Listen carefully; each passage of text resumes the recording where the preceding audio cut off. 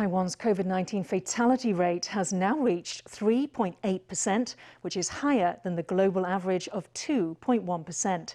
Former Vice President Chen Chien-jen, who is a trained epidemiologist, says fatalities can be explained by older adults, accounting for the majority of cases.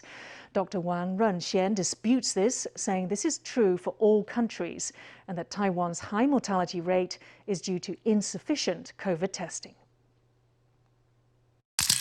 On his social media, former Vice President Chen posted a table of COVID data between April 20th and June 13th. It showed that adults 50 years and older accounted for some 55% of all COVID cases. The former VP wrote that older adults are more likely to have chronic diseases and, compared to young adults, are more likely to die or develop severe symptoms from COVID-19. That's why Taiwan's fatality rate is above the global average, he said. The remarks were greeted with skepticism from one epidemiologist.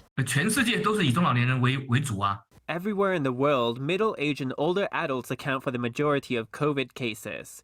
Can you find any country in the world where the majority of cases is young adults? No, you can't.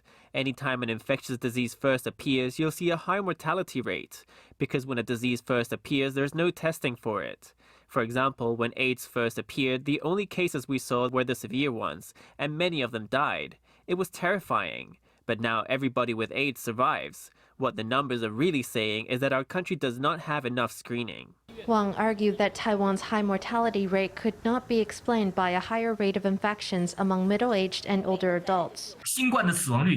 The fatality rate of every age group is basically the same in every country. Our healthcare system isn't worse than that of other countries. Greater Taipei is working very hard on screening, but in other cities and counties, testing has not been very extensive. There's a great deal of room for more to be done.